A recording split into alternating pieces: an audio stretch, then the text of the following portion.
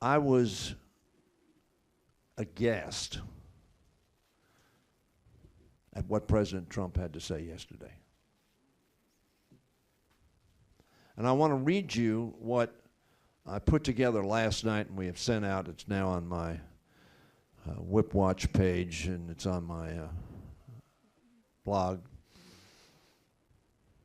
because I think it is so important for us as Americans to reject the promotion of division and confrontation in our country.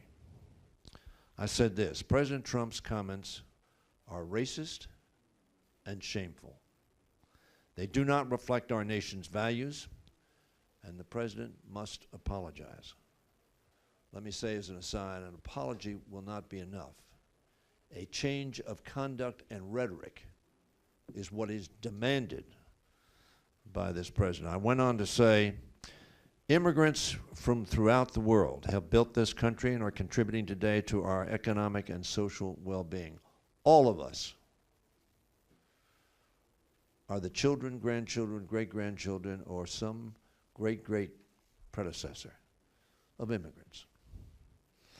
We celebrate that we are a land of immigrants and a land of opportunity. And we lift a lamp beside what we call the Golden Door in New York Harbor. I went on to say these comments clearly expose his true feelings on immigrants and make it extremely questionable whether he will work in an honest way on legislation to protect dreamers, or if he will hold them hostage in an attempt to impose racist policies. That is very tough language. I understand that. But in the face of the undermining of American values, where we hold these truths to be self-evident, that all of us are created equal and endowed not by the Constitution, not by statutes, not by the majority, but by our Creator. Rights that Jefferson called unalienable. I am working very hard to make sure that some 1.6 million young people brought to this country, not by breaking any law, but brought by their parents, attended elementary school, junior high school, our colleges, members of the military, doctors, nurses, teachers, engineers, computer analysts and programmers. I've met thousands of these young people, literally. The President of the United States has said we should not send them to a place they do not know and did not grow up in, whose language they don't know.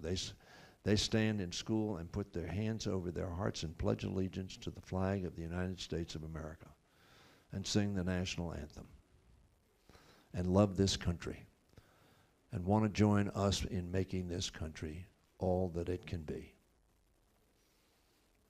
As citizens of this country, we need to band together with one voice to reject racism, division, confrontation, and disrespect for others who may not look exactly like us, who may not come from exactly the same country we came from.